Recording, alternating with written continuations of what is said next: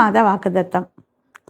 சங்கீதம் 81:16 கண்மலையின் தேனினால் உன்னை திருப்தியாக்குவேன்.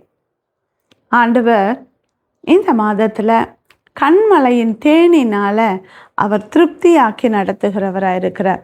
நம்முடைய குறைவுகளில், நம்முடைய இல்லாமைகளில் ஆண்டவர் திருப்தியாக்கி நம்மை நடத்துகிறார். இஸ்ரவேல் ஜனங்கள் வனாந்தரத்தில் வந்த பொழுது அவர்களுக்கு தண்ணீர் இல்லாமல் போயிற்று. உடனே மோசேவிடத்தில் எங்களுக்கு தண்ணீர் இல்லை என்ற போது ஆண்டவர் அவர்களை பார்த்து சொன்னார், நான் கண்மலையில் உங்களுக்கு முன்பதாக நான் போய் நிற்பேன். நீ அந்த கண்மலையை அடித்த போது அதிலிருந்து குடிக்க தண்ணீர் வரும் என்று.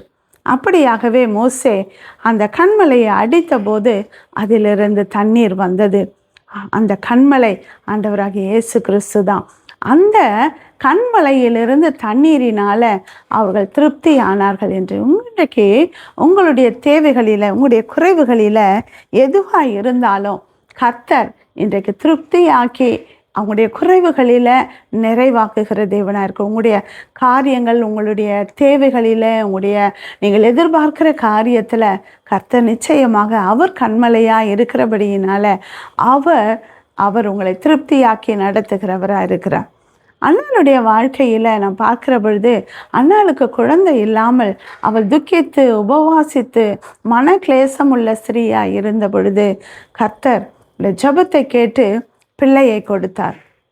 அவருடைய துக்கம் எல்லாம் மாறி போனது. பொழுது அண்ணாள் பாடுகிற பொழுது சொல்லுகிறார், அவர் ஒருவரே கண்மலையானவர், அவரை போல ஒரு கண்மலை இல்லை என்று.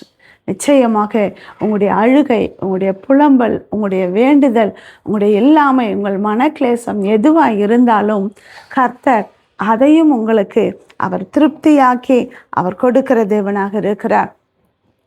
அந்த கண்மலை உங்களுக்கு பாதுகாவலராகவும் இருக்கிறார். சங்கீதம் நான் பார்க்கிற பொழுது சங்கீதத்தில் அவரே கண்மலையும் அவரே உயர்ந்த அடைக்கலவுமாய் அவர் இருக்கிறார். அடுத்து அவர் கண்மலையாக இருக்கிறவர் நம்முடைய பாதுகாப்புக்காக.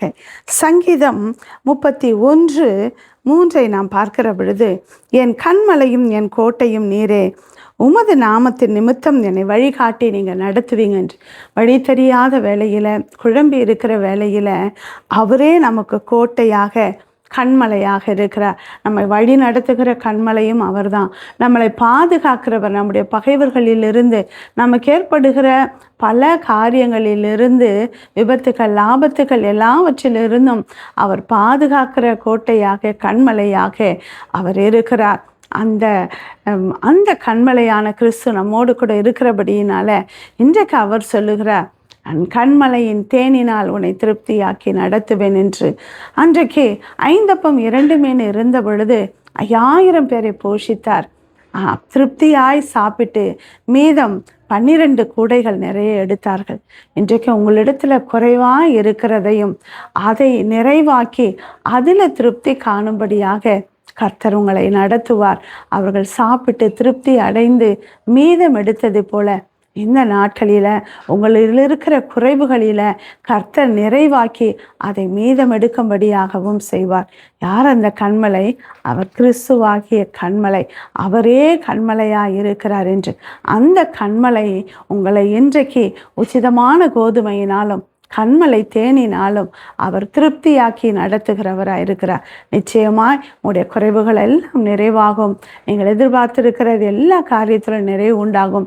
கர்த்தர் உங்களை திருப்தியாய் உங்களுடைய வருமானத்தில், உங்களுடைய வியாபாரங்களில், உங்களுடைய தொழில்களில், உங்களுடைய வேலைகளில், நீங்கள் கையிட்டு செய்கிற காரியங்கள் எல்லாவற்றிலும் நீங்கள் திருப்தியை காணுவீர்கள். நீங்கள் மீதம் எடுப்பீர்கள். அந்த கண்மலையாகிய கிறிஸ்து உங்களோடு கூட இருக்கிறார்.